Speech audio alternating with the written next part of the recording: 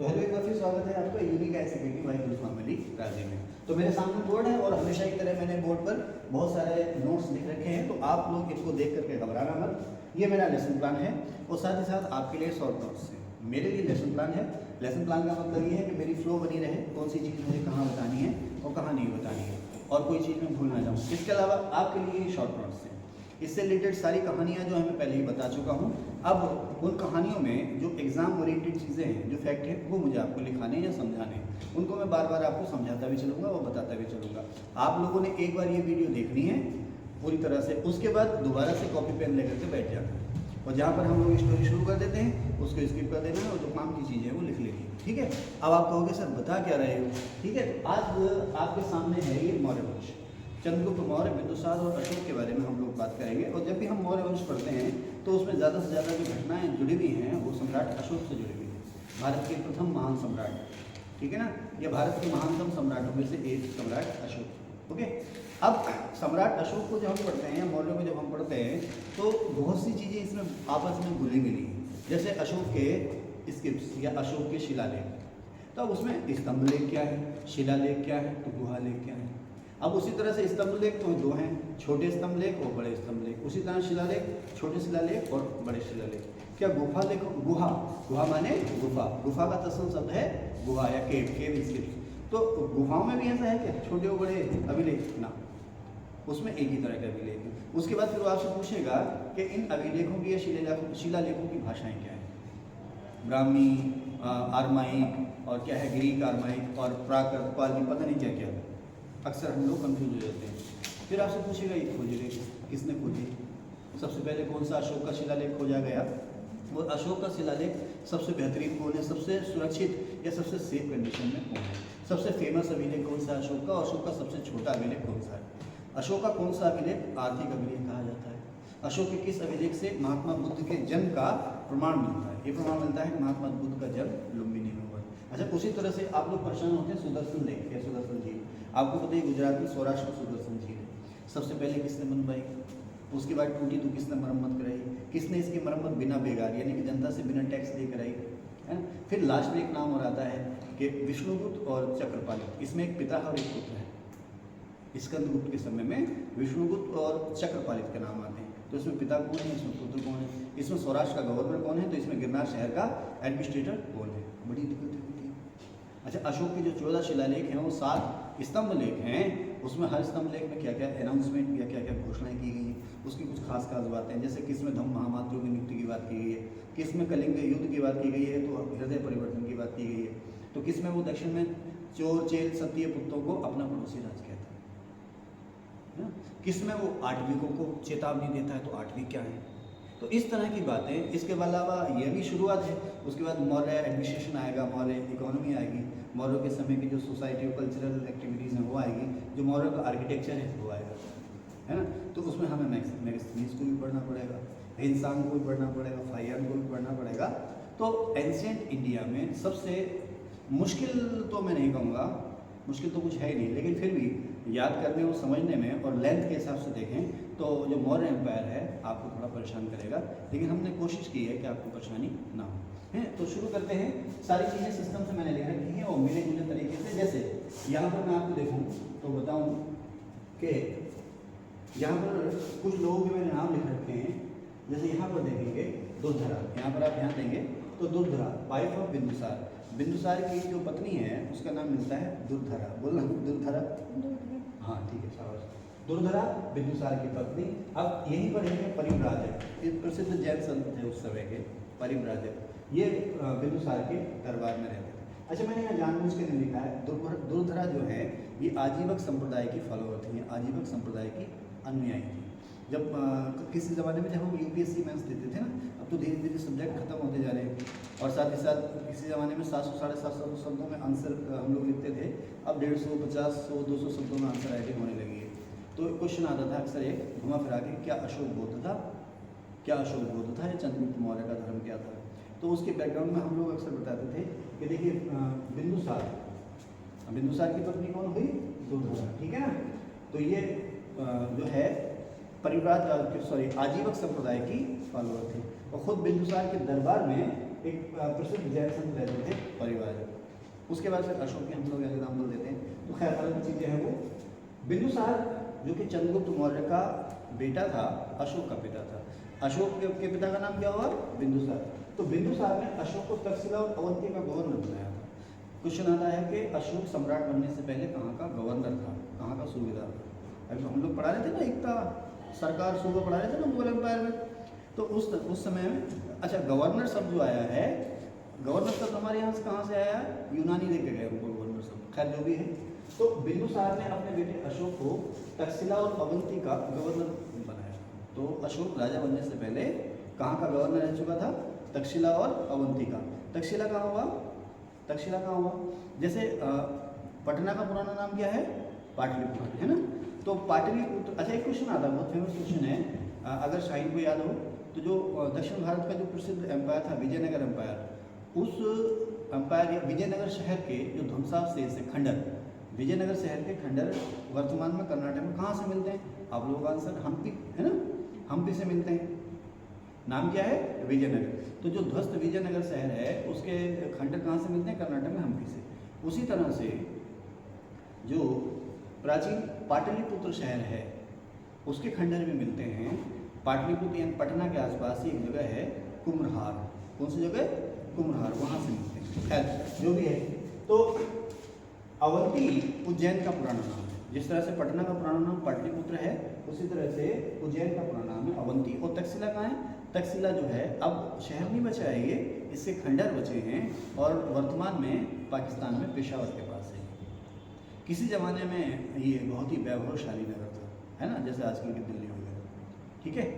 क्यों था ये वैभवशाली नगर किसी ज़माने में इमरान? तक्षशिला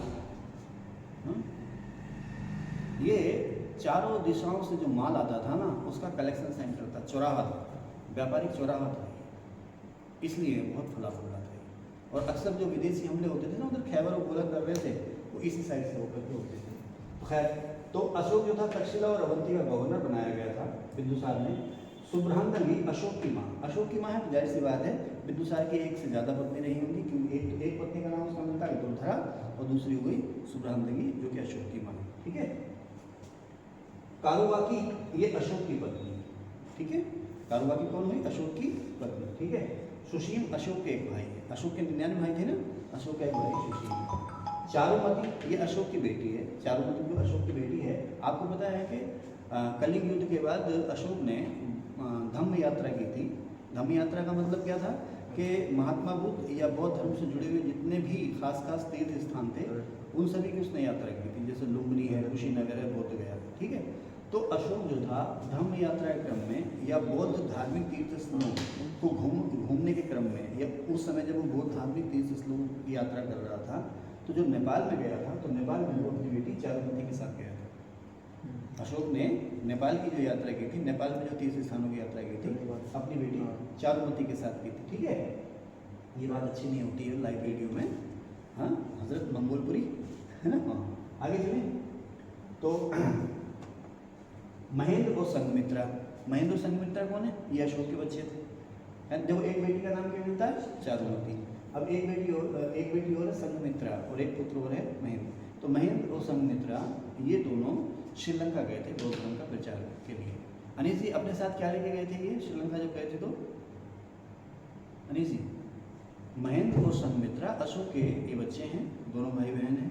अशोक ने इन्हें श्रीलंका में बौद्ध धर्म के प्रचार के लिए भेजा था।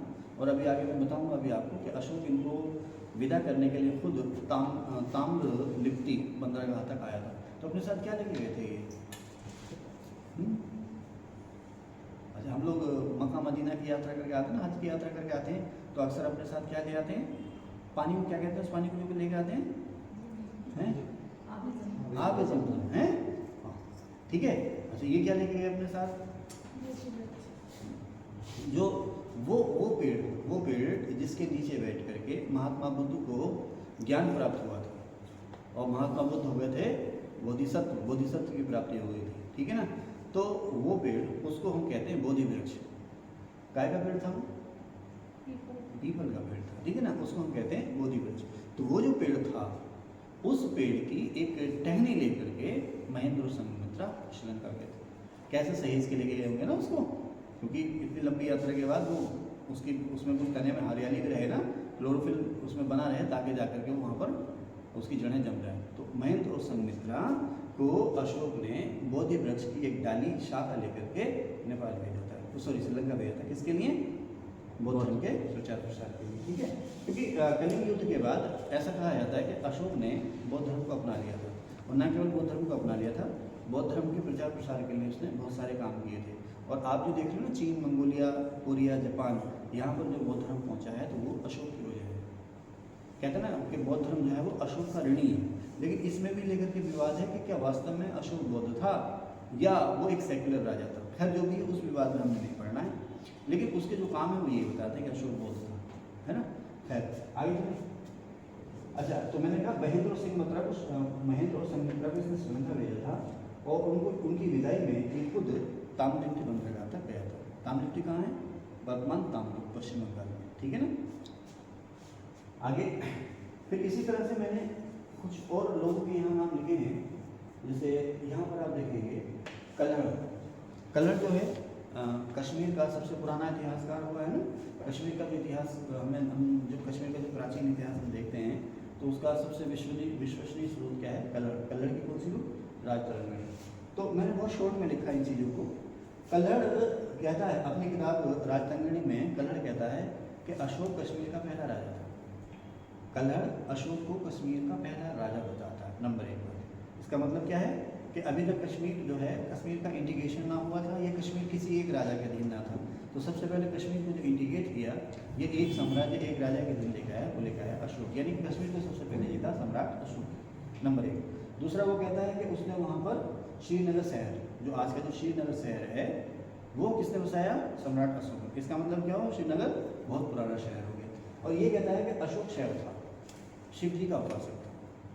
कल्हड़ कहता है कि अशोक शहर, यही को लेकर के विवाद है ना। कोई मौर्य को कोई क्षत्रिय कहता है, तो कोई कहता है वैश्य, तो कोई कहता है शूद्र। तो स्कूलर को कहते हैं मौर्य, पारसी थी, अभी बताऊंगा यहाँ पर, ठीक है। तो खैर कल्हड़ अपनी किताब राजतरंगिणी में कहता है कि अशोक कश्मीर का पहला राजा था, और इसी ने कश्मीर को जीता, और इसी ने कश्मीर में श्रीनगर शहर बसाया, और अशोक जो था वो शहर था, ठीक है। अब यहाँ पर मैंने आपको सारी बात बता दी। एक बार इसको इस वीडियो को और देख लेना आप, एक बार वो वीडियो को देख लेना, उसके बाद इसका प्रिंट ले लेना। प्रिंट लेने से अच्छा है कि आप इसको लिख लेना, ये चीज़ें आपको हमेशा के लिए याद हो जाएंगी, ठीक है। अब जैसे मान लीजिए आपको याद है, आपको क्या याद है? सपोज महेंद्र और संघमित्रा आपको याद है, और उसमें आपको ये नहीं पता कि वो तामलिप्टी बंदरगाह तक अशोक उनको विदा करने आया था। तो तामलिप्टी वाली कहानी लिख लो, महेंद्र सिंह बत्तर, को आपको पता ही है ना, ओके। तो इसको आपने कोट कर लेना। ये तारानाथ जो हैं तिब्बती बौद्ध भिक्षु हैं, बाद के समय में हुए, मौर्य के समय में नहीं हुए। तारानाथ तिब्बती बौद्ध भिक्षु हैं, तिब्बत कहाँ? चीन में, है ना। बौद्ध भिक्षु माने बौद्ध संत, ठीक है। इन्होंने ये कहा है कि चंद्रगुप्त मौर्य का जो बेटा बिंदुसार था वो भी बहुत ताकतवर था। इमरानी, आर यू हियर? है ना, गलत बात, ठीक है। तो कहाँ था मैं? हाँ, चंद्रगुप्त मौर्य तो विनर था ही था, है ना। मौर्य वंश के जो फाउंडेशन की थी वो चंद्रगुप्त मौर्य ने की थी। आंखों पे ठंडा ठंडा पानी मारा हुआ है, तो जून के मई जून के दिन ही ऐसे हैं, है ना। आपका दोस्त नहीं? हाँ हाँ बिल्कुल बिल्कुल। कहाँ थे? अच्छा, इससे पहले कि हम तारानाथ की बात करें, यहाँ बात करते हैं चंद्रगुप्त मौर्य की। एक यूनानी इतिहासकार है जस्टिन, वो मैंने लिखा आगे जस्टिन और आगे लिखा जुआ, बस इतना लिख के चल गया हूँ। तो उसमें बताओ क्या है जस्टिन और जुआ? हाँ, वो चंद्रगुप्त मौर्य ने जो आज़ादी का जुआ था, हाँ, वो ऐसे कुछ है, हाँ, जुआ उतार फेंका, हाँ, ऐसे कुछ। आपको पता है कि भारत पर सिकंदर ने हमला किया, सब लोग जानते हो आप लोग, है ना। उत्तरी पश्चिमी भारत पर इसने हमला किया और कई सारे इलाके इसने जीत लिए, खास करके जो पश्चिमी पंजाब, कश्मीर, अफगानिस्तान के जो इलाके थे, सिकंदर ने यानी कि यूनानियों ने जीत लिए। कुछ ही समय बाद सिकंदर भारत से हट गया। 323 में बेबीलोन में, बेबीलोन पता है कहाँ? इराक में, वर्तमान इराक में बेबीलोन। 323 BC, ईसा पूर्व 323 में, यानी कि आज से करीब 2300 साल पहले सिकंदर की मौत हो गई। सिकंदर सोनू कैसे मरा था? सिकंदर की डेथ कैसे हुई थी? किस रोग से हुई थी? बुखार से, टीबी हो गई सिकंदर को, टीबी हो गई थी, ठीक है ना। और मेरे ख्याल से 32-33 साल की उम्र में ही वो खत्म हो गया, ओके। तो सिकंदर की मौत हो गई 323 BC में। उसकी मौत के बाद ये जो उत्तरी पश्चिमी भारत पर जहाँ जहाँ पर उत्तरी पश्चिमी भारत का मतलब उस समय का अफगानिस्तान, आज का पंजाब और कश्मीर, इन इलाकों पर जहाँ पर सिकंदर के जो भी कमांडर थे, जिसको जहाँ मौका मिला उसने वहाँ पर अपनी आज़ादी अनाउंस कर दी। यानी कि उसका साम्राज्य जो था वो ये भारत में अलग अलग हिस्सों में टूट गया। इसी का फ़ायदा उठाया चंद्रगुप्त मौर्य और उसके जो टीचर थे कौटिल्य या चाणक्य या विष्णुगुप्त। वो कहानी आपको पता ही है, धनानंद और चंद्रगुप्त मौर्य वाली, पता है ना कि चाणक्य जो था वो धननंद के दरबार में गया और उससे जाकर के उसे एक सजेशन दिया कि भाई आप जो हैं उत्तरी पश्चिमी भारत पर या भारत की पश्चिमी सीमा पर वहाँ को उस इलाके को आप विदेशी गुलामी से आज़ाद कराओ, यूनानियों को वहाँ से खदेड़ दो। तो धनानंद ने उसका मजाक दरबार में मजाक उड़ाया था और उसे बहुत ही बेइज्जत करके अपने दरबार से निकाल दिया था। उसके बाद चाणक्य ने कसम खाई थी कि भाई एक दिन मैं अपनी इस बेइज्जती का बदला लूँगा। अब क्या सच्चाई है क्या झूठाई है, बचपन से हम लोगों को यही सुनते आ रहे हैं, शायद ये सत्य भी है। तो चाणक्य जो था वो अब गुस्से की आग में जला हुआ है ना, अपमान का बदला लेने के लिए, अब संभवतः ऐसा रहा होगा कि चाणक्य जो है बुद्धिजीवी तो खूब होगा, लेकिन वो एक सोल्जर शायद इतना अच्छा ना होगा, है ना। एक होता है ना, एक अच्छा खिलाड़ी और होता है अच्छा कोच, होता है ना, कहते हैं कि असफल खिलाड़ी अच्छा कोच बन जाता है। तो शायद चाणक्य के पास शारीरिक बल इतना ना रहा होगा कि वो खुद एक सेना बनाता और धननंद के खिलाफ या यूनानियों के खिलाफ जो है जंग शुरू कर देता। तो उसके लिए उसको एक योग्य सोल्जर चाहिए था जो उसकी योजनाओं को पूरा कर पाता, है ना। जैसे हम लोग भी देखते हैं, अब ओवर एज हो गए, है ना, तो अब क्या करते हैं हम लोग अपने सपने आप में देखते हैं कि कोई एक बेहतरीन इंस्ट्रूमेंट मिल जाए जैसा मैं चाहता हूँ, ऐसा बोले ऐसा लिखे, ये करे वो करे, है ना। वही चाणक्य का हुआ। तो चाणक्य जंगलों में भटक रहा था, तो उसकी नज़र जो थी जंगल में एक खेल खेलते हुए बालकों को पड़ी जंगल में। अच्छा, ये जो बालक जो थे, ये जो इनके पास जो गाय भेड़ बैल बकरी जो भी है, ग्वाले समझ रहे ना, पशुपालक बालक थे। ये अपने जानवरों को जंगल में चरा रहे थे और टाइम पास के लिए खेल खेल रहे थे। कौन सा खेल खेल रहे थे? राजकीलम खेल खेल रहे थे। उसमें एक बड़े से मोटे पेड़ का जो है कि कटा हुआ तना था। तना समझते हैं ना, पेड़ का तना, है ना। तो उसको सिंहासन बनाया गया था। सिंहासन पर एक बालक बैठा है जिसके अभी मूछें भी नहीं आई हैं, है ना, निशान की तो आ गई मूछें। सिंहासन पर एक बालक बैठा है 15-16 साल का, और सामने उसने दरबार लगा रखा। उसके जो संगी साथी हैं वो उसके दरबारी के रूप में बैठे हैं। तो उस बालक के या उस किशोर के व्यक्तित्व से चाणक्य जो था बहुत प्रभावित हुआ। उसने उससे बात की, उसका जो मालिक था उससे उसको खरीद लिया और अपने साथ ले गया। कहाँ ले गया? चाणक्य चंद्रगुप्त मौर्य को कहाँ ले गया अपने साथ? तो उस एक आंसर है ना, पेशावर, चलो उसके पास पहुँच गए, तक्षशिला। वो अपने आप उसके चाणक्य जो था इस बालक को अपने साथ कहाँ ले गया? तक्षशिला। अच्छा, तक्षशिला उस समय का फेमस एक एजुकेशनल इंस्टीट्यूट था, यहाँ चाणक्य पढ़ाता भी था। चाणक्य ने उसको वहाँ पर अपने साथ रखा, उसको राज कैसे करना है, राजनीति क्या है और लड़ाना कैसे, उसकी एजुकेशन दी। 2-3 सालों से ट्रेन कर दिया। और ट्रेन करने के बाद जैसे ही सिकंदर की मौत हुई है, उत्तर पश्चिम भारत में अव्यवस्था हुई है, यानी कि सब लोग आपस में लड़ने लगे। तो ऐसा माना जाता है कि वही जो राजा पोरस था, राजा पोरस जिसे उस समय के अभिलेखों में पर्वत का कहा गया है, राजा पोरस जो कि सिकंदर से हारा था लेकिन बहुत बहादुरी से लड़ा था, और उसकी बहादुरी से खुश होकर के सिकंदर ने उसका राज वापस लौटा दिया था। राजा पोरस का राज कहाँ था?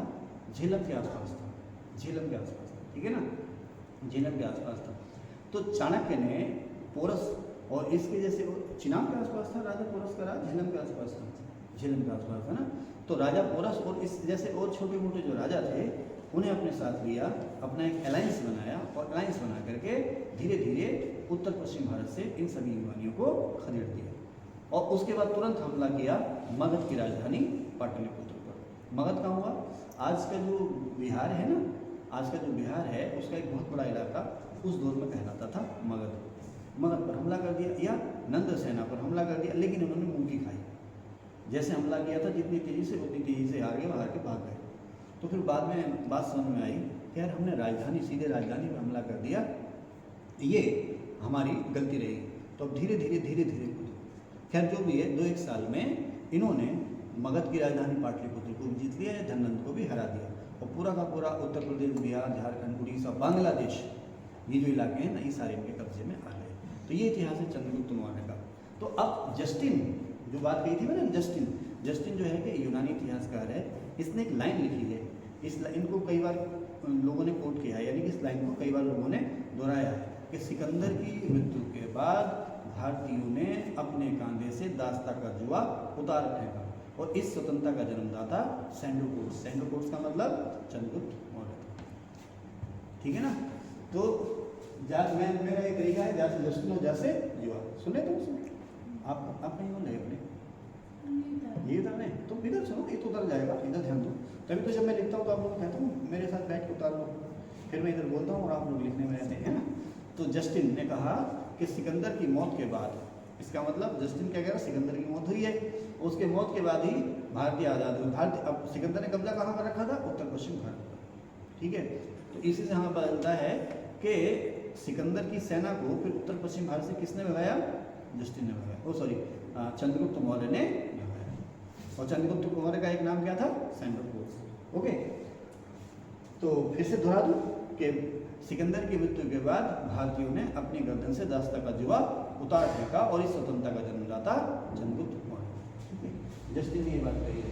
अच्छा, प्लूटार्क एक और यूनानी इतिहासकार है प्लूटार्क, तो वो कहता है कि चंद्रगुप्त मौर्य ने 6 लाख की सेना लेकर के पूरे भारत को रोक दिया। आपको है ना, तो पीछे सोचो आराम से। प्लूटार्क ने कहा है, हाँ हिस्ट्री है, अच्छे सो जाते हैं। तो प्लूटार्क ने कहा है कि चंद्रगुप्त मौर्य के पास 6 लाख की सेना थी, या उसने 6 लाख की सेना लेकर के पूरे भारत को रोक दिया। मध्यकालीन भारत में सबसे बड़ी सेना किसके पास थी, अलाउद्दीन खिलजी के पास, उसके पास 5.5 लाख की सेना थी, तो इसके पास 6 लाख की सेना थी, ठीक है। अब पूरे भारत को रोक दिया, इसका मतलब पूरा भारत उसके कब्जे में था। अब इस चीज़ को लेकर भी विवाद है कि क्या उसने पूरे भारत को जीता। तो ये बात तो सही है कि जो कलिंग है, कलिंग किस स्टेट का पूरा नाम है, आप बताओ निशा। कलिंग उड़ीसा का है ना, हाँ, तो कलिंग उड़ीसा का पूरा नाम है। तो उड़ीसा को चंद्रगुप्त मौर्य ने नहीं जीता। साथ ही साथ जो बिल्कुल साउथ में, जो आपका तमिलनाडु केरल और बस तमिलनाडु और केरल, इसके जो इलाके हैं बिल्कुल साउथ में, ये इलाके जो थे मौर्यों ने नहीं जीते थे। इसके अलावा हाँ, सारा भारत जो है वो चंद्रगुप्त मौर्य ने ही जीता था, ठीक है ना, क्योंकि अशोक ने केवल और केवल अपने जीवन में कलिंग को जीता है, जैसा उसके शिलालेख और अभिलेखों से पता चलता है। और इसी लड़ाई के बाद फिर उसका हृदय परिवर्तन हो गया है। अच्छा, तो सारे भारत को पर उसने कब्जा कर लिया। अभी वो सेल्यूकस की कथा ही बताएंगे। यूनानी जो सेनापति सेल्यूकस था, उसने हमला किया था, तो उसके बाद कैसे चंद्रगुप्त मौर्य की शादी हुई यूनानी राजकुमारी से, फिर कैसे उसको पूरा का पूरा अफगानिस्तान दहेज से मिला, उसकी बात में बात करेंगे। हेपियानस एक यूनानी इतिहासकार है, इसका भी एक कोटेशन है, सिर्फ एक लाइन की है कि 300 में तारीख तो भूल गया, वो 305 बीसी या 303 या 304 बीसी क्या है वो तारीख है, जो भी है। हेपियानस ने कहा है चंद्रगुप्त मौर्य और सेल्यूकस के बीच में जो लड़ाई हुई है उसकी कोई खास जानकारी मिलती नहीं है। एक तो महावंशी कथा जो है वो धननंद और चंद्रगुप्त मौर्य के युद्ध को बताती है। अब सेल्यूकस और चंद्रगुप्त मौर्य का जो युद्ध है उसके बारे में जो प्रमाण है केवल और केवल हेपियानस की एक लाइन है। वो लाइन ये है कि 305 बीसी में, ये इधर उधर भी हो सकता है, 304, 5, 6, 3 भी हो सकता है। 305 बीसी में सेल्यूकस ने सिंधु नदी पार की। सिंधु नदी कहाँ पर है, पाकिस्तान में बहती है ना, हाँ। 305 बीसी में सेल्यूकस ने सिंधु नदी पार की, जिसके बाद चंद्रगुप्त मौर्य और सेल्यूकस की सेना के बाद युद्ध हुआ। युद्ध के बाद संधि हो गई, संधि के बाद दोस्ती हो गई, और इस दोस्ती के बाद राजकुमारी हेलेना, यूनानी राजकुमारी हेलेना की शादी हुई चंद्रगुप्त मौर्य से, और चंद्रगुप्त मौर्य को दहेज में काबुल, कंधार, मकरान और हेरात मिला। ये अफगानिस्तान के 4 खास सूबे थे, ठीक है। अब मैं इसको डिटेल में आपको ऐसे बता देता हूँ। इसका कहानी का मतलब ये है कि सिकंदर तो मर गया है ना, उत्तर पश्चिम भारत से एक बार चंद्रगुप्त मौर्य ने यूनानियों को भगा भी दिया। अब यूनानियों ने अपना एम्पायर फिर से पाने की कोशिश की। अब उन यूनानियों में से एक जो हमलावर था वो था सेल्यूकस, इसने सिंधु नदी को पार किया। इसका मतलब क्या है कि चंद्रगुप्त मौर्य की सीमा कहाँ तक थी, सिंधु नदी। प्लिनी कहता है ना, अभी इसमें लिखा भी हुआ कहीं, प्लिनी कहता है कि चंद्रगुप्त मौर्य की सीमा कहाँ पर है, सिंधु नदी तक, ठीक है।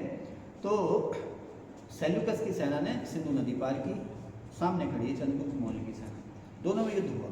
अच्छा, कौन हारा कौन जीता इसके बारे में नहीं बताया गया। ये बताया गया कि युद्ध हुआ, और युद्ध के बाद ये बताया गया कि समझौता हो गया, और समझौता जो किस में बदला, दोस्ती में बदल गया, और ये दोस्ती बाद में वैवाहिक रिश्तों में बदल गई। कैसे वैवाहिक रिश्तों में बदल गई कि जो यूनानी राजकुमारी है जिसका नाम है हेलेना, उसकी शादी अब चंद्रगुप्त मौर्य से होती है। मैंने आपको कई बार बताया ना कि भारत में जो नस्लें हैं वो इस तरह से घुल मिल चुकी हैं अब तक कि आप जो है कि किसी एक नस्ल को आप आसानी से ढूंढ नहीं सकते।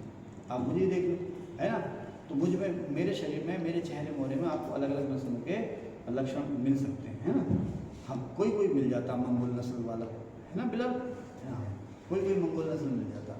तो अब आप देखो ना, हेलेना यूनानी राजकुमारी थी, किस उसकी शादी किससे हुई, चंद्रगुप्त मौर्य से। वो हिंदुस्तानी हुआ, इंडियन हुआ।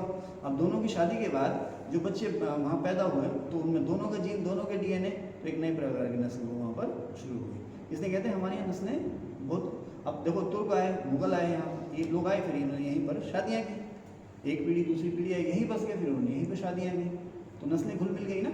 उसी तरह से देसी लोग तो हमारे वही हैं, सिंधु घाटी सभ्यता के, फिर हम देसी के हैं ना, नेटिव्स तो वही हैं। उसके बाद आज आए, शक आ रहे हैं, कुषाण आ रहे हैं, पता नहीं कौन कौन आ रहे हैं, तो नस्लें मिलती जा रही है ना। कहाँ थी भैया, हाँ, तो अब राजकुमारी हेलेना से चंद्रगुप्त मौर्य की शादी हो गई। दहेज में चंद्रगुप्त मौर्य को क्या मिला, पूरा का पूरा अफगानिस्तान के 4 प्रांत, काबुल, कंधार, मकरान और हेरात। बदले में चंद्रगुप्त मौर्य ने क्या गिफ्ट किया, 500 हाथी, ठीक है। और इन्हीं वैवाहिक संबंधों के बाद सेल्यूकस का राजदूत मेगस्थनीज अब आता है भारत में, यह चंद्रगुप्त मौर्य के दरबार में, यह पाटलिपुत्र में, जिसने किताब लिखी है कौन सी, इंडिका, जो कि उस दौर के भारत को जानने में एक खास सोर्स है। ओके, तो ये तो सेल्यूकस की बात है। तो चलिए साहब, अब मैं लिखा डाट, DAT डाट, D से दिव्यावदान, A से अशोक और T से तक्षशिला। डाट, D से दिव्यावदान, A से अशोक और T से तक्षशिला। तो ये जो कहानी है वो ये कहती है कि बिंदुसार के समय में तक्षशिला और उज्जैन में बगावत हुई थी। बिंदुसार के समय में तक्षशिला और उज्जैन में बगावत हुई, और इस बगावत को दबाने के लिए बिंदुसार ने किसे भेजा था, अशोक को भेजा। बस ये कहानी। अब एक लाइन से दिव्यावदान क्या कहता है कि बिंदुसार के समय में तक्षशिला और कहाँ पर, उज्जैन में बगावत हुई। उज्जैन का पूरा नाम क्या हुआ, अवंती, और इसे दबाने के लिए किसे भेजा गया, अशोक। तो यहाँ से आपको क्या क्या पता चल जाता है, यहाँ से आपको ये पता चल जाता है कि बिंदुसार था, बिंदुसार का बेटा अशोक था, और यहीं से आपको पता चल जाता है कि तक्षशिला और उज्जैन जो थे वो मौर्यों का कब्जे में, यानी कि बिंदुसार के भी कब्जे में थे।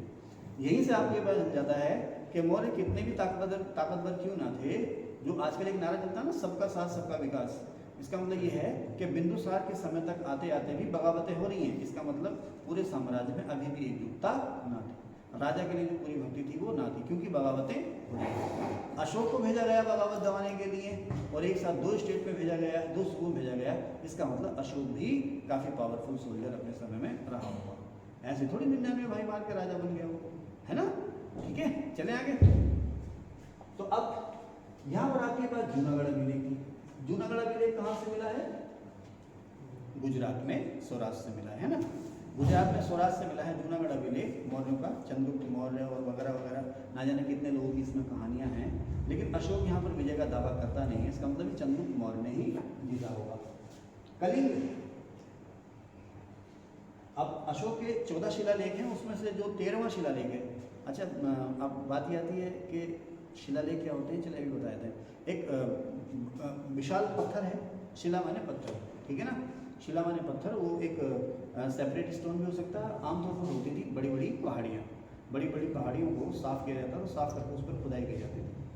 तो 14 शिलालेख का मतलब है 14 अलग अलग लाइन्स, 14 अलग अलग पंक्तियाँ। कोई पंक्ति बड़ी थी तो कोई पंक्ति छोटी थी, कोई बहुत बड़ी थी, पूरा का पूरा एक पैसेज के रूप में एक पंक्ति थी। तो 14 अलग अलग लाइन लिखी हुई है जो अशोक ने अपनी जनता से शेयर की है, अपने मन की बातें जनता से शेयर की है, जो कहना चाह रहा है, उन्हीं को हम कहते हैं 14 शिलालेख। अभी इसकी बात और करेंगे। फिलहाल जो 13वां शिलालेख है अशोक का, या अशोक के शिलालेखों की जो 13वीं लाइन है, उसमें कलिंग युद्ध की जानकारी मिलती है। ठीक है साहब, कौन सी युद्ध की जानकारी मिलती है, कलिंग युद्ध की। अच्छा, फिर आता है श्रवणबेलगोला, सुपारा, महास्थान। ये क्या है भाई, श्रवणबेलगोला कहाँ पर है, कर्नाटक में। कर्नाटक में कहाँ, मैसूर के पास है। चंद्रगिरी पहाड़ी पर। श्रवणबेलगोला कर्नाटक में मैसूर के पास है, चंद्रगिरी पहाड़ी पर। ये चंद्रगुप्त मौर्य से किस तरह संबंधित है? कहते हैं कि चंद्रगुप्त मौर्य के समय मगध में अकाल पड़ा, 12 साल का अकाल पड़ा। 12 साल का अकाल, अकाल समझते हैं ना, पानी वर्षा नहीं तो ना खाना है और ना दाना है और ना कोई तिनका है, जरा कुछ भी नहीं, उसे कह देते हैं अकाल। कहते हैं कि चंद्रगुप्त मौर्य के समय में 12 साल का अकाल पड़ा। हालांकि चंद्रगुप्त मौर्य ने अपने लोगों को राहत पहुंचाने के लिए बहुत से इंतजाम किए, लेकिन बाद में उसका मन जो था वो उचट गया। बहुत सारी मौतें देखने के बाद एक स्टेज ऐसी आती है ना जीवन में, हमें सब कुछ निरर्थक था महसूस होता है। आमतौर पर बुढ़ापे में होता है, किसी किसी को जवानी में भी रहता है, तो वो महात्मा बुद्ध हो जाते हैं, है ना, वो महात्मा बुद्ध हो जाते हैं, वो महावीर स्वामी हो जाते हैं। भाई ये लोग राजघराने से तो थे, महात्मा बुद्ध महावीर स्वामी राजघराने से थे, राजकुमार थे, लेकिन ऐशो आराम भी इनको संतुष्ट ना कर पाए और ये सत्य की खोज में निकल पड़े। सच क्या है उसकी खोज में निकल पड़े, खैर वो भी है। तो चंद्रगुप्त मौर्य भी एक तरह से कह सकते हैं कि सत्य की खोज में निकल पड़ा, या बैराग हो गया उसका, बैराग हो गया उसका जो राजपाट से जो था वो मन उछट गया। तो अपने साथ एक उस समय के प्रसिद्ध संत थे जो उसके दरबार में रहते थे, भद्रबाहु, जैन संत थे ये। चंद्रगुप्त मौर्य संभवतः जैन था, तो अपने साथ वो जैन संत भद्रबाहु को उसने अपने साथ लिया। राजधानी पाटलिपुत्र छोड़ी और छोड़ करके वो आ गया दक्षिण भारत में, कर्नाटक में, मैसूर के पास श्रवणबेलगोला। ये उस समय का प्रसिद्ध तीर्थ स्थान था। यहाँ पर चंद्रगिरी पहाड़ी पर पहुँचा वो, चंद्रगिरी पहाड़ी पर, उसके नाम पर इस पहाड़ी का नाम चंद्रगिरी पड़ गया। गिरी माने पहाड़, चंद्र माने चंद्रगुप्त मौर्य। तो चंद्रगिरी पहाड़ी पर पहुँचा, वहाँ उसने तपस्या की, ध्यान लगा कर बैठ गया, और वहीं पर उसने दाना और पानी छोड़ दिया, और दाना पानी छोड़ दिया तो जाहिर सी बात है कितने दिन तक जिंदा रहेंगे, धीरे धीरे आपकी मौत हो जाएगी। जैन संप्रदाय में इस प्रथा को कहते हैं संलेखन या संलेखन। तो चंद्रगुप्त मौर्य ने इस तरह से अन्न और जल छोड़ करके अपने प्राण त्याग दिए थे, जिसको हम जैनिज्म में कहते हैं संलेखन। भद्रबाहु फिर वापस लौट आए थे, फिर दिगंबर श्वेतांबर की बात करेंगे, बाद में करेंगे। फिलहाल ये है कि वो किन के साथ गया, जैन संत भद्रबाहु के साथ गया। कहाँ गया? श्रवणबेलगोला में, चंद्रगिरी पहाड़ी पर। उसने क्या कर दिया? संलेखन या संलेखना कर दिया। तो इससे ही पता चलता है कि कर्नाटक में मैसूर के पास के जो इलाके थे वो भी उसके कब्जे में थे। इसके अलावा महाराष्ट्र में थाने जिले में सोपारा एक जगह, वहाँ से अशोक का एक शिलालेख मिला है, लेकिन अशोक ने इसको जीता नहीं है। इसका मतलब ये भी चंद्रगुप्त मौर्य ने ही जीता होगा। बांग्लादेश में ढाका के पास एक जगह है महास्थान, यहाँ से ब्राह्मी लिपि का एक लेख मिला है, जिसकी जो स्टाइल है वो अशोक के शिलालेखों के समान है, लेकिन यहाँ भी अशोक विक्टी का दावा नहीं करता है। इसका मतलब ये भी चंद्रगुप्त मौर्य ने जीता होगा। इसके अलावा तमिलनाडु में चोल और केरल में चेर और सत्यपुत्र। अशोक जो है अपने अभिलेखों में ये कहता है कि दक्षिण में मेरी सीमा के पार हैं, स्वतंत्र है। अशोक इन्हें अपना दक्षिण में पड़ोसी एम्पायर या पड़ोसी राज्य कहता है। किनको? चोल, चेर और सत्यपुत्र। कहने का मतलब ये है कि चोल, चेर और सत्यपुत्र ना तो चंद्रगुप्त मौर्य, ना बिंदुसार ने और ना अशोक ने, किसी ने भी ये नहीं जीते। अब क्यों नहीं जीते होंगे इसके बारे में इतिहास हो, ठीक है ना। आगे चलें। अब गंधार, ये जो मैंने अभी आपको बताया ना, तक्षशिला जो था गंधार एम्पायर की कैपिटल हुआ करता था। यहाँ पर एक एम्पायर महाजनपद होता था जिसका नाम है गंधार, उत्तरी पश्चिमी भारत में, या इस समय उत्तरी पश्चिमी पाकिस्तान में गंधार। यवन यानी कि यूनान, यवन यानी कि यूनान, और कम्बोज ये पाकिस्तान में, अफगानिस्तान पाकिस्तान बॉर्डर पर एक छोटा सा एम्पायर था, उस दौर में कहते थे महाजनपद, ये कम्बोज महाजनपद था। तो गंधार, यवन और कम्बोज, अशोक कहता है कि ये मेरी उत्तरी पश्चिमी सीमा पर अर्ध स्वायत्त प्रांत है, यानी कि मेरा कब्जा तो है। जैसे अलाउद्दीन खिलजी ने दक्षिण भारत को जीता था, और जीतने के बाद उन्हें उनकी आज़ादी लौटा दी थी, लेकिन शर्त क्या है? नहीं, अलाउद्दीन खिलजी से कंपेयर ना करें, इसे कंपेयर करें राजपूताना और अकबर। अकबर के समय में बहुत से जो राजपूत रियासत थी उन्होंने अकबर से या मुगलों से समझौता कर लिया था, है ना, अपनी आज़ादी बेच दी, बदले में अपनी जान बचा दी। कहने का मतलब क्या था कि अब राजा कौन हो गया? राजा अकबर ही हो गया। इंटरनल मामलों में राजपूत जो थे वो आज़ाद थे, इंटरनल मामलों में राजपूत आज़ाद थे, और राजपूतों ने इस तरह से एक फिर रोक लेना।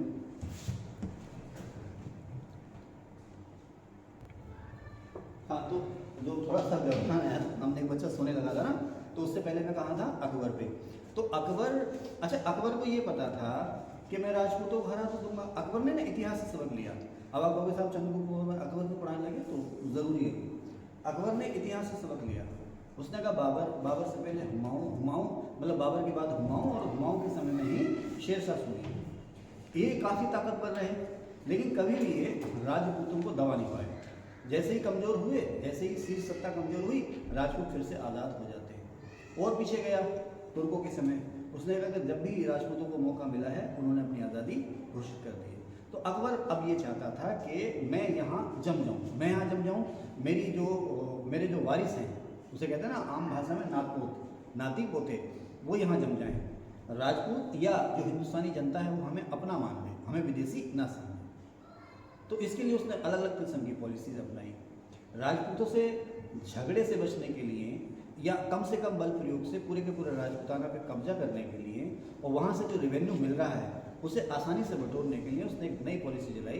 वो पॉलिसी ये थी कि राजपूतों को ऑफर दिया कि तुम मुझे राजा मान लो, और जो टैक्स यानी खराज की जो निश्चित रकम है वो मुझे देते रहो सालाना, मैं तुम्हारा जो रियासत है वो छोड़ दूंगा, लेकिन शर्त यह है कि तुम अपने पास एक तय संख्या से ज़्यादा फौज नहीं रहो। तुम्हारी फौज मेरी फौज होगी, मुझे जब भी ज़रूरत होगी तो तुम्हें आना पड़ेगा। तुम्हारी अलग अलग रियासतें हैं, जिसे मर्जी राजा बना लो, लेकिन फाइनली जो सर्टिफिकेट है वो मैं दूंगा कि हाँ भाई ये राजा।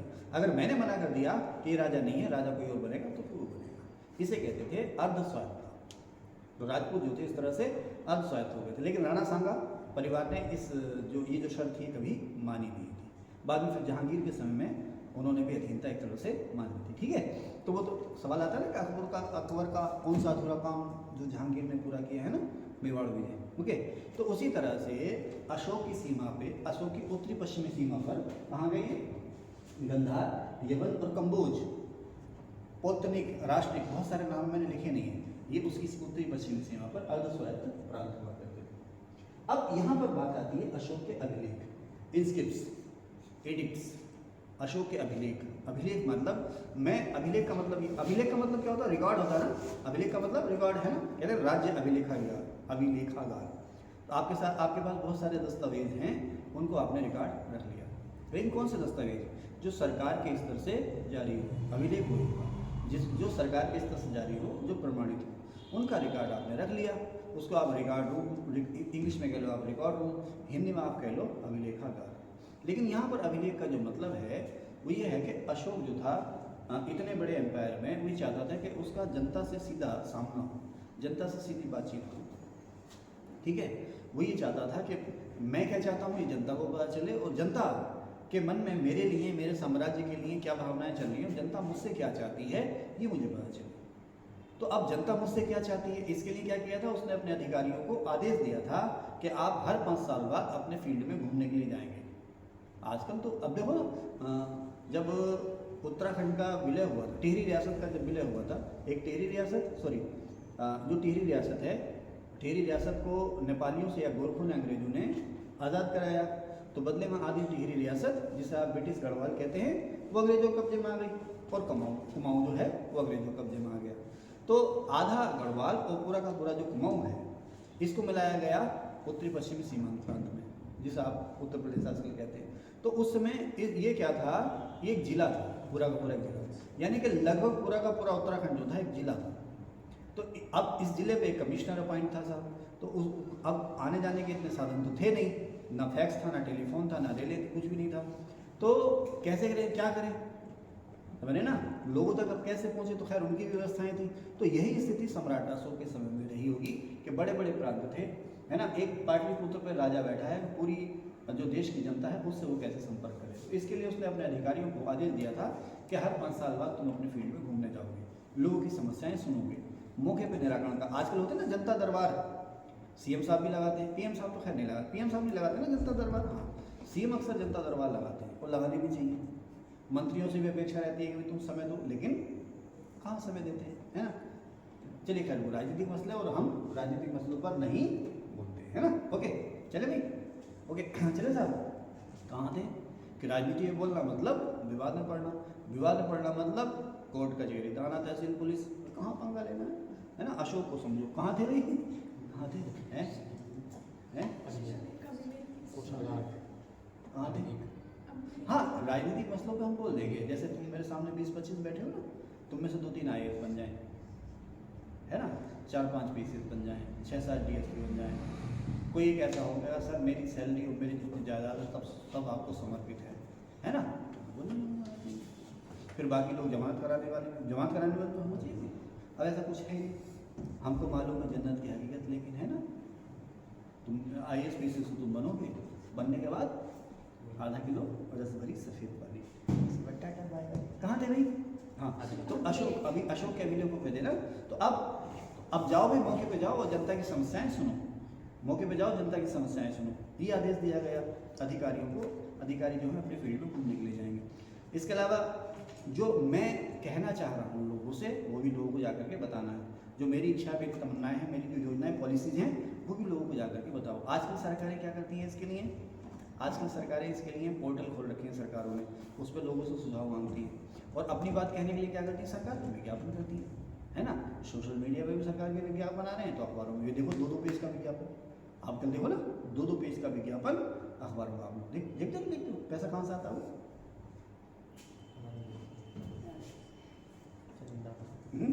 चलेगा। तो राजनीतिक मसलों पे हम नहीं बोलते हैं। ओके, तो खैर विज्ञापन हो गया है। ओके, तो उसी तरह से अब विज्ञापन में क्या है, सरकार जो कर रही है आपके लिए उसको बताना चाह रही है भाई, सरकार आपके लिए अच्छा काम कर रही है तो क्रेडिट भी तो सरकार ही लेगी, क्योंकि 5 साल बाद फिर आपके पास जाना वोट मांगने के लिए, तो आप लोग पूछोगे आपने क्या किया, तो सरकार बता रही है हमने आपके लिए ये किया। ठीक है, तो अशोक ने क्या किया आपके? उस समय अखबार तो छपते नहीं थे, उस समय अखबार नहीं छपते। अच्छा, उस समय राजनीति में केंद्र में क्या हो रहा है, दूर दराज के इलाकों में क्या हो रहा है, ये कौन बताते थे? ये होते ना तमाम बंजारे, साधु संत फकीर, ये दूर दराज घूमते रहते थे, ये बताते थे, ये थे मैसेंजर। ये राजाओं को भी बताते थे कि देखो देश में क्या चल रहा है, और राजा की पॉलिसी को भी देश विदेश में जाकर के बताते थे कि ये चल रहा है। तो लंबी हो गई कहानी। तो अशोक ने इसके लिए एक तरीका जो है कि निकाला। अब वो अशोक का नया आविष्कार नहीं था, चंद्रगुप्त मौर्य का अशोक का नया आविष्कार नहीं था। अशोक यानी कि मौर्यों से पहले, चंद्रगुप्त मौर्य और अशोक से पहले ईरानियों ने चलन शुरू किया, ईरानी राजाओं ने चलन शुरू किया। ईरान की राजधानी कहाँ पर है रूपाली? ईरान की राजधानी आप बताएं? ईरान की राजधानी, हाँ ईरान की राजधानी बगदाद। भाई ये IAS बनेंगे, आप बताओ ईरान की राजधानी? और ये बाबा अनीस, इमरान, ईरान की राजधानी? अरे बाबा अरे रुको जानो यार तुम, अभी मुझे यहाँ कितने ईरान मिलते हैं यहाँ पर हैं? ईरान की राजधानी तेहरान, ठीक है ना, तेहरान। यहाँ से चलो आप बिल्कुल ना की सीध में, इधर को देखो, पहले तो पहुँचोगे पाकिस्तान, नहीं इधर को नहीं, इधर को देहरादून की तरफ, पहले पाकिस्तान पहुँचोगे, चलते जाओ, फिर पाकिस्तान बॉर्डर पार करो अगर बच गए तो, फिर अफगानिस्तान, पाकिस्तान में चलते जाओ, बच गए तो अफगानिस्तान पहुँचोगे, अफगानिस्तान बॉर्डर पर तो शर्तें नहीं बचोगे, फिर भी बच गए तो फिर ईरान पहुँचोगे, है ना।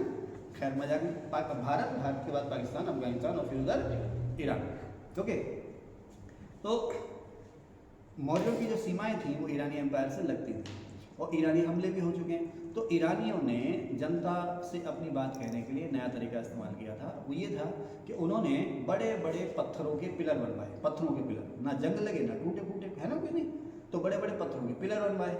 उन पिलर को बढ़िया करके तराशा गया, पॉलिश वॉलिश की गई। और उसके बाद अब रंग तो होता नहीं था, ब्रश तो होता नहीं था जिससे पेंट करवाया जाए, तो हथौड़ी और छेनी से उस पर खुदवाया जाता था, जो कहना चाह रहे हैं उस पर खुदवाया जाता था। और अगर किसी ने देखना हो तो कुतुब मीनार आप कभी चले जाना, तो वहाँ मेहरौली का चंद्र अभिलेख वहाँ पर है, इसी तरह के पिलर वो होते थे। तो उस पर ईरानी लोग जो थे, बट उन्होंने क्या किया, एक बड़ा सा पत्थर लिया, बड़ा सा पत्थर लिया, उस पत्थर को तराशा, और तराश के जो बात वो कहना चाह रहे हैं, जनता से जो बात कहना चाह रहे हैं अपने बारे में, किसी बारे में, गुस्सा है, राजी हैं, खुशी है, जो भी बात वो कहना चाह रहे हैं उस पत्थर पे लिख दिया। ठीक है, सैकड़ों इस तरह के पत्थर उन्होंने जो है कि बनवाए, और बनवाने के बाद इनको जगह जगह गड़वा दिया।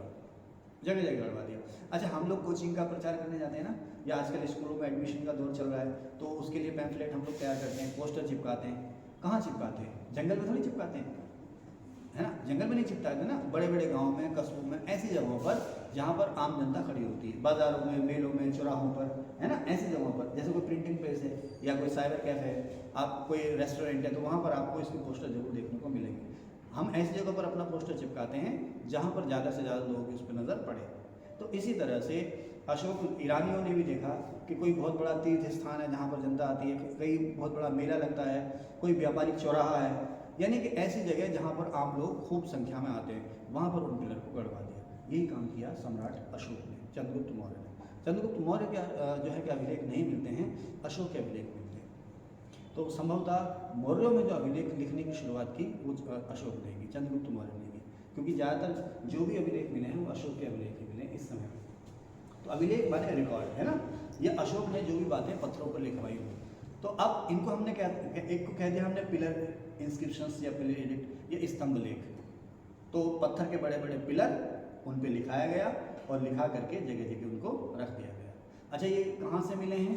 ये कुल 6 जगहों से मिले, जो अशोक के जो बड़े स्तंभ लेख है, अशोक के बड़े स्तंभ लेख और अशोक के छोटे स्तंभ लेख। अब उसमें ऐसा नहीं है बड़ा छोटा, बड़े छोटे का मतलब ऐसा नहीं है कि एक जगह बिलाल को खड़ा कर दिया 6.5 फुट का तो बड़ा हो गया, वो एक जगह खड़ा कर दिया ये 4.5 फुट का जो राकेश है इसको खड़ा कर दिया तो ये छोटा हो गया। इसका मतलब ये नहीं है, राकेश कोई है ही नहीं, है ना, ऐसा ना, किसी की बुराई नहीं करनी चाहिए ना। अब मैं किसी को कह देते से मान लीजिए XYZ इनकी हाइट बहुत कम है, तो फिर वो गाना ना जन्म जन्म का साथ है हमारा तुम्हारा, तो फिर वो जन्म जन्म का दुश्मन हो जाती है ना। तो जब तक उसे सीखना था तब तक तो मन में वो दर्द छुपाए रखता, और जैसे वो सीख जाता तो क्या हो जाता, फिर क्या हो जाता वो, आप लोग समझ जाते हैं ना, है ना। नाम क्या लूँ बार बार, क्या आपका फिर लौटा है, कहाँ था वहाँ वो ए भी हो जाता है, क्या हो जाता है, ए भी हो जाता है। अरे कहाँ था मैं, हाँ, तो यहाँ पर छोटे स्तंभ लेख और बड़े स्तंभ लेख का मतलब ये है कि जो बड़े स्तंभ लेख है उस पर ज़्यादा बातें लिखी हुई हैं, ज़्यादा लाइनें लिखी हुई हैं, और छोटे स्तंभ लेख का मतलब उस पर कम लाइनें लिखी, बस। उसी तरह से बड़े शिलालेख उस पर ज़्यादा लाइनें हैं, छोटे शिलालेख उस पर कम लाइनें। ठीक है साहब, समझ गए। तो बड़े स्तंभ लेख और छोटे स्तंभ लेख, तो अशोक के जो बड़े स्तंभ लेख हैं वो कुल 7 हैं, यानी कि उसमें कुल 7 लाइनें हैं, 7 अलग अलग लाइनें हैं, वो 6 जगहों से मिली। अभी बताऊंगा मैं आपको, इसमें लिखी हुई मैंने। तो अशोक के जो अभिलेख है वो राज की घोषणाएं, यानी कि अशोक जो अनाउंसमेंट कर रहा है, जो घोषणाएं कर रहा है, उनके बारे में बताया गया है। ये किसमें शामिल है? एक शिलालेख, दूसरा स्तंभ लेख और तीसरा गुहालेख। शिलालेख शिलालेख जो है, एक चट्टान ढूंढी गई, उस चट्टान को साफ किया गया, तराशा गया, पॉलिश वालिश किया गया और उस पर छेनी से खुतबा दिया गया। शिला माने पत्थर, है ना, शिला माने पत्थर, तो वो हो गया आपका शिलालेख। शिला पर खुदा हुआ लेख यानी कि शिलालेख, एक मने बात। दूसरा अभी मैंने आपको बताया स्तंभ लेख, और तीसरा गुहालेख। गुहा यानी कि गुफा, केव में। अब गुफाओं में क्यों लिखवाए होंगे? गुफाओं में बहुत सारे ऋषि मुनि थे यार, बहुत सारे पहुंचे हुए ऋषि मुनि संत थे, तो उनका गुफाओं में डेरा होता था, गुफाओं में मंदिर होते थे, वहाँ पर लोग जाते होंगे, तो उन गुफाओं में भी जो इंस्क्रिप्शंस या लेख हैं वो खुदवा दिए गए। अब चूंकि ये पत्थर पे खुदवाए गए थे ना, तो आज भी वैसे की वैसे इन पर फफूंद चढ़ के कुछ हो गया, उसको साफ किया, तो आज भी उसी शेप में आपको मिल जाएगा, है ना। ठीक है, अब कहते हैं ना इनकी भाषा क्या है, तो जो गुफाओं के लेख हैं, गुफा लेख या गुहा लेख हैं, उनकी भाषा प्राकृत है। उनकी भाषा क्या है? प्राकृत, ठीक है ना, प्राकृत भाषा और ब्राह्मी लिपि में। अभी आप लोग समझते हैं ना देवनागरी लिपि, ये जो हमने लिखा है हिंदी भाषा में, ये लिपि कौन सी है? देवनागरी लिपि है ना। उसी तरह से अरबी लिपि होती है, आप देखते हो ना, फारसी है, उर्दू है, और खुद अरबी भाषा है, किस लिपि में लिखी जाती है? अरबी लिपि में लिखी जाती है ना। और इंग्लिश जो हम लिखते हैं वो किस लिपि में लिखते हैं? रोमन, है ना, रोमन कहते हैं ना। हाँ, तो ये आपकी देवनागरी लिपि है। तो लिखने का जो तरीका है, अपनी बात को बोलकर कहने का जो तरीका है वो अलग है, लिखकर कहने का जो तरीका है उसे हम कहते हैं लिपि। तो इसी लिपि से बना लिपिक यानी क्लर्क। तो पुराने ज़माने में जो लिखा पढ़ी काम करते थे उसको कहते थे लिपिक, इंग्लिश में क्या हो गया वो? क्लर्क। ओके, तो अशोक के जो भाषाओं की बात करें तो उसके जो गुफा लेख हैं वो प्राकृत भाषा और ब्राह्मी लिपि में, इस सवाल को आएगा। ठीक है, अब बाकी जो हैं, बाकी जो चाहे वो स्तंभ लेख हो या शिलालेख हो, वो पाली भाषा और ब्राह्मी लिपि में। यानी कि लिपि तो एक ही है, आमतौर पर ब्राह्मी लिपि तो आमतौर पर एक ही है जो है ब्राह्मी लिपि। भाषा बदली हुई है, क्योंकि जो गुफाओं में जो लेख हैं वो प्राकृत भाषा में है और अन्य जगहों पर जो लेख हैं वो पाली भाषा में। अच्छा, इसमें भी एक अंतर था, उसमें जो प्राकृत भाषा थी वो नॉन एलीट कैटेगरी की भाषा मानी जाती थी, और पाली भाषा जो थी वो एलीट लोगों की भाषा मानी जाती थी। जैसे आजकल इंग्लिश और हिंदी का चलन हो गया है ना, इंग्लिश बोलने वाला अपने आप को एलीट समझता है ना, और इंग्लिश बोलने वालों के सामने हिंदी बोलने वाला अपने आप को पता नहीं क्यों कमतर समझने लगता है। अरे भाई, माना कि मुझे तुम्हारे जैसे इंग्लिश नहीं आती, बट तुम्हें भी तो मेरे जैसे हिंदी नहीं आती, है ना भाई, ये सोचोगे ना, बस मैं जैसे उर्दू बोल सकते हो क्या, है ना, गौर फरमाइए। अब ये गा कहाँ से निकलेगा, यहाँ से निकलेगा, यहाँ से, गौर फरमाइए, है ना। गजल के शौकीन है, गजल के शौकीन है। इंग्लिश वाले बोलो, बताइए 79 क्या होता? हाँ देखो 79 बोल रहे, 89 ना, अब तो 89 बोल रहे। हिंदी मीडियम वाला हूँ। अच्छा आप हिंदी मीडियम वाले हैं, तो 89 क्यों बोले? आपको आपने एकदम से ऊपर के हाँ, और ये मुझसे गलती हो गई, मेरी जुबान कट गई है ना। रील देखी आपने? चलो जब मना ले रहे हैं, मैं आपका नाम तो ले रहा हूँ उसमें, आपको पता है ना 79 मतलब 69 है ना, 79। ओके ओके ओके ठीक है। हाँ और रूपाली 67 क्या होता है? 67 ठीक है ओके। तो ये बात कहाँ से आई थी? पता नहीं कहाँ से आई थी। हाँ तो जैसे आजकल ना इंग्लिश और हिंदी का भेद हो गया, उसी तरह से जो आम लोग थे, आम जनता थी, वो आमतौर पर आम बोलचाल की जो भाषा थी वो प्राकृत थी, गांव देहात की, और भोपाली जो थी वो एलीट क्लास की भाषा मानी जाती थी। खैर होगी। तो गुफा लेख प्राकृत भाषा और ब्राह्मी लिपि में, अन्य जो लेख थे उसके वो पाली भाषा और ब्राह्मी लिपि में। अब यहीं पर कुछ अलग भी है, कुछ अलग अलग भाषाएं और कुछ अलग अलग लिपियों के अभिलेख भी उसके मिलते हैं। जैसे कंधार, कंधार कहाँ हुआ? कंधार कहाँ हुआ? अफगानिस्तान में है ना। तालिबान फिर से कहाँ से जिंदा हुआ? कंधार से जब जिंदा हुआ था, धीरे धीरे उन्होंने कंधार से अपना जो है वो पावर शुरू की। अमेरिका फंस चुका था अफगानिस्तान में, लगा हमें निकलने दो, चलो निकलो, हमें आने दो। देख रहे ना, मतलब अब चलो खैर राजनीतिक मसलों पे हम नहीं बोलते हैं, है ना। क्यों नहीं बोलते हैं आपको पता ही है, हो किसने? तो शारेकुना ये जगह है कंधार में, अफगानिस्तान में।